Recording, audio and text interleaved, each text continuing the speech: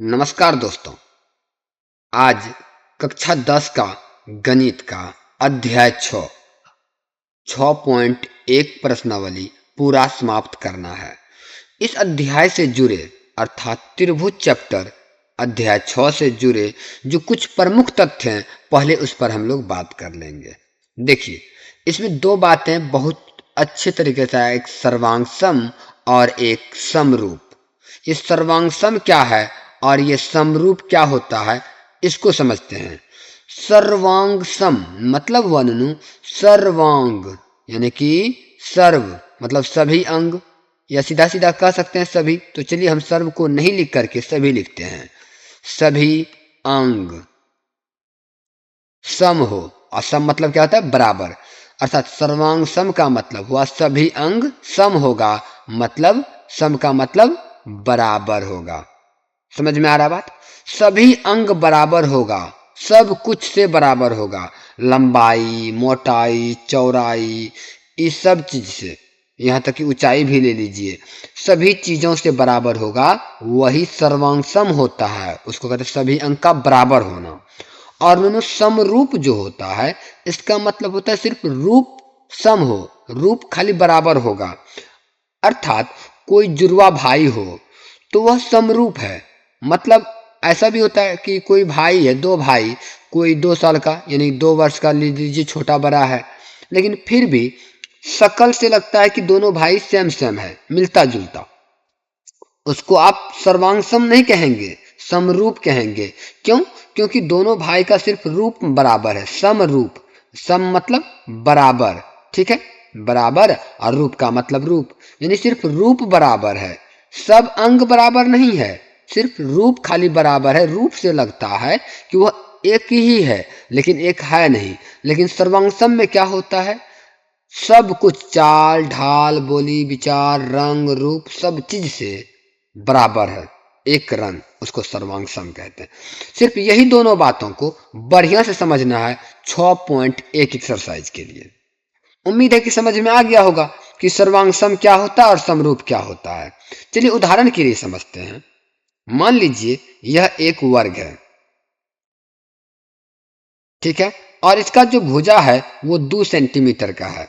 एक और भुजा है, एक और वर्ग ले लेते हैं, एक और वर्ग, इसका भी भुजा 2 सेंटीमीटर का है। मतलब यह वर्ग का भुजा के हिसाब से, यानी लंबाई चौड़ाई ऊंचाई कुछ भी कीजिएगा, तो ये वर्ग और यह वर्ग बराबर है, अर्थात सर्वांग सम है। तो आप ये कहेंगे कि सर, जब ये सर्वांग सम है तो क्या समरूप नहीं है? हाँ, जो सर्वांग सम है वह समरूप भी है। मैं पहले लिख दूं, जो सर्वांग सम है ना, सर्वांग सम है वह समरूप भी है। समझ में आ गया? जो सर्वांग सम है वह समरूप है। अब एक काम कीजिए, एक दूसरा चीज ले लेते हैं, एक वृत्त लेते हैं, और इस वृत्त का जो त्रिज्या है वह हम ले लेते हैं 4 सेंटीमीटर, ठीक है। ओ सॉरी, इसका ले लेते हैं वृत्त का त्रिज्या ये 4 सेंटीमीटर का, ठीक है। और एक और वृत्त लेते हैं और इसका त्रिज्या 6 सेंटीमीटर का कर लेते हैं।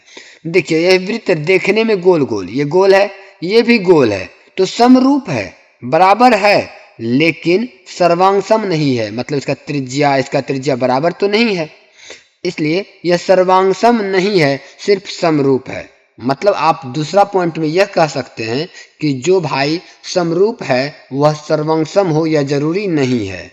जो समरूप होगा, जो समरूप है वह सर्वांग सम होगा, सॉरी, सर्वांग सम हो, यह जरूरी नहीं है। समझ में आ गया बात? यह जरूरी नहीं है। तो जो सर्वांग सम होगा वह समरूप निश्चित होगा, लेकिन जो समरूप है सिर्फ वह सर्वांग सम नहीं होगा। बढ़िया से बातें समझ में आ रही है? एक त्रिभुज का उदाहरण लेते हैं। एक ये त्रिभुज है, ठीक है, और इस त्रिभुज का त्रिज्या जो मतलब सॉरी भुजा जो है यह 5 सेंटीमीटर, और यह भी 5 और यह भी 5 है, अर्थात ये समबाहु त्रिभुज है। एक और त्रिभुज लेते हैं जो कि समबाहु ही है, समबाहु त्रिभुज है ये भी, और इसका भुजा हम 7 और इसका भी 7 और इसका भी 7 ले लेते हैं। तो बताइए यह समरूप है कि सर्वांग सम है? तो आप कहेंगे कि यह समरूप है। क्या है ये? समरूप। सर्वांग सम नहीं है क्योंकि सभी अंग तो बराबर नहीं हुए, तो यह समरूप हुआ। लेकिन वहीं पर अगर एक और त्रिभुज लिया होता और इस तरह से इसका भी 5-5 यदि भुजा होता तो यह सर्वांग सम है। तो जो सर्वांग सम होगा वह समरूप भी होगा, और लेकिन जो समरूप है यह जरूरी नहीं है कि वह सर्वांग सम हो भी सकता है, नहीं भी हो सकता है।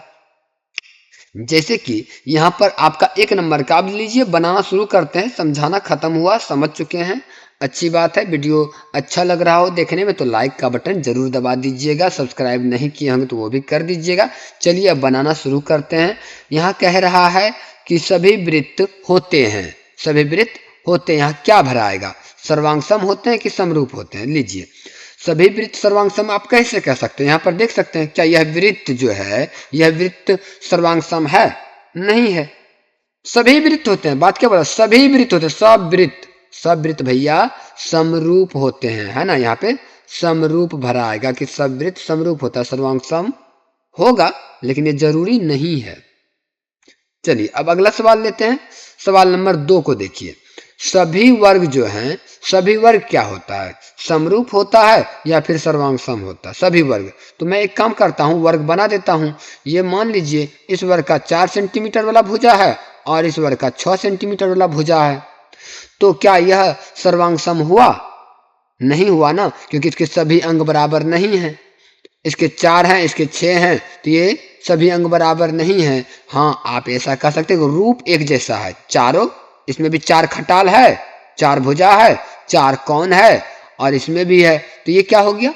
समरूप। अर्थात यहां भी आपका समरूप ही भराएगा।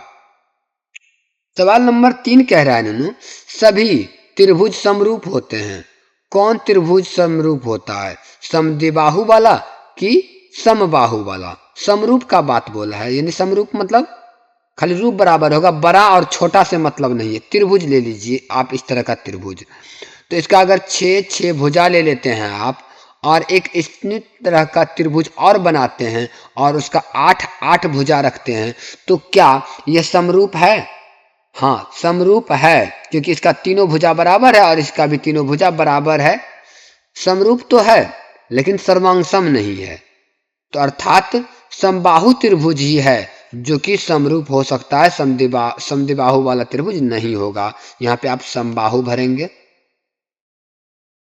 चलिए सवाल नंबर 4 कह रहा है, भुजाओं की समान संख्या वाले, यानी भुजा समान होगा, बराबर भुजा वाले 2 बहुभुज समरूप हैं यदि उसके संगत कोण क्या होंगे? उसके संगत कोण, संगत कोण जब उसका बराबर होगा, यानी संगत कोण क्या हो जाएगा? बराबर। यहाँ पर दिया हुआ था बराबर या समानुपाती, यही दोनों भराएगा और 2 बॉक्स भी है। तो सवाल ये है कि दोनों में से कौन कौन कहाँ भराएगा। देखिए, यदि संगत कोण बराबर हो, यहाँ पर लिख दीजिए बराबर। अगर संगत कोण बराबर है और उसकी संगत भुजाएं समानुपाती है तभी समरूप होगा, समानुपाती। अगर बराबर होगा तो वह समरूप और समानुपाती भी होगा तभी समरूप होगा। दोनों बातें सेट होनी चाहिए। चलिए, उम्मीद है कि सर्वांग सम और समरूप से जुड़े बात आपके समझ में आ गया होगा।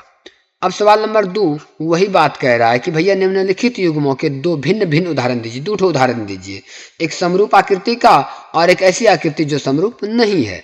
और उदाहरण कितना मांगा है? 2 उदाहरण। कोई बात नहीं, हम 2 उदाहरण ले लेते हैं। मान लेते हैं कि एक त्रिभुज बनाते हैं, समरूप आकृति के लिए एक त्रिभुज ले लीजिए और इस त्रिभुज को मान लीजिए यह 1 सेंटीमीटर, यह भी 1 और यह भी 1 है। लेकिन एक और त्रिभुज बना दीजिए और इस त्रिभुज का यह 3 सेंटीमीटर, 3 सेंटीमीटर और 3 सेंटीमीटर भुजा दे दीजिए। ये समरूप तो हुआ लेकिन सर्वांग सम नहीं है ना, तो ये समरूप का उदाहरण हो गया। हमसे उदाहरण ही तो मांगा है। और दूसरा उदाहरण दे देते हैं, एक वर्ग बना लीजिए या आयत बना लीजिए। एक वर्ग ही ठीक रहेगा। एक वर्ग बना लेते हैं और एक बड़ा सा वर्ग बना लेते हैं।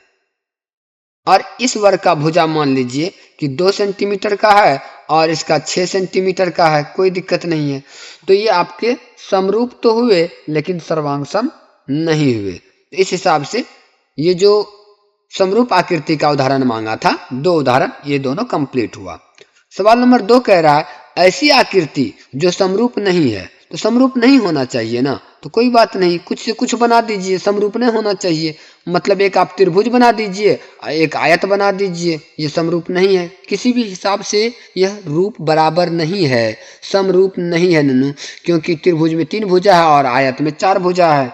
कुछ भी बना सकते हैं आप, एक वर्ग बना लीजिए नॉर्मल तौर पर, और एक समलंब चतुर्भुज बना दीजिए इस तरह से। तो कहने का मतलब ये क्या हो गया, यह समरूप नहीं है। ये दोनों समरूप हुए लेकिन ये दोनों समरूप नहीं हुए। ठीक है, उदाहरण समझ में आ गया। चलिए अब अगला सवाल लेते हैं, सवाल नंबर 3। यहां कह रहा है बताइए कि निम्नलिखित चतुर्भुज समरूप है या नहीं है। मतलब एक चतुर्भुज यहां है और एक चतुर्भुज यहां है, क्या ये दोनों समरूप है?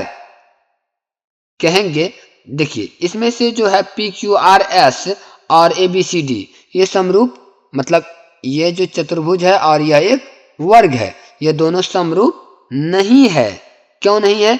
क्योंकि भुजाएं जो है अनुपातिक रूप से बराबर नहीं है, असमान है, मतलब समान कोण भी नहीं आ रहा है। देखिए इसका जो कोना D है ये 90 डिग्री का है, तो ये कोना 90 का तो नहीं है, कोण तो बराबर नहीं हो रहा है ना, सिर्फ भुजा भुजा बराबर हो रहे हैं, तो समरूप नहीं हो पाया, है ना। और सर्वांग सम तो जो समरूप ही नहीं तो सर्वांग सम कैसे? ध्यान रखिएगा इस बात को, जो समरूप नहीं वह सर्वांग सम नहीं। आप यहाँ पर सिर्फ लिख दीजिएगा कि चतुर्भुज जो है PQRS तथा ये वर्ग ABCD ये समरूप नहीं है। क्यों नहीं है? क्योंकि इसके अनुपातिक भुजा जो है वो 1:2 में आएगा, है ना। 1.5 और 3 इसको कटाइएगा तो 1:2 में आ जाएगा, 1/2 के रूप में आएगा। और यह इसके कोण भी समान नहीं है नन्नू, इसके कोण भी समान नहीं है, इस कारण से यह समरूप नहीं है। क्या नहीं है? समरूप नहीं है, सही उत्तर होगा। ठीक है, वीडियो पसंद आया तो लाइक कर दीजिएगा। पुनः मिलता हूँ अगले वीडियो में, तब तक के लिए धन्यवाद।